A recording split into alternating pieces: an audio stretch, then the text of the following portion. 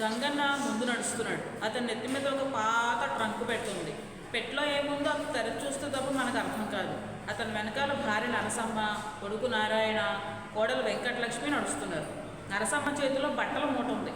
నారాయణ చేతిలో ఒక చారల సంచి ఉంది. వెంకటలక్ష్మి చంకలో 6 నెలల పసికందు ఉంది.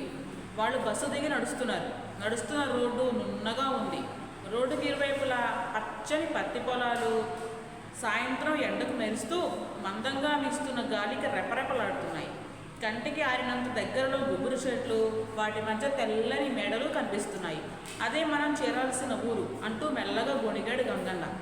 గంగన్న అతని భార్య, కొడుకు, కోడలు, మనవరాలతోటి వేరే ఊరికి వలస వెళ్తున్నాడు.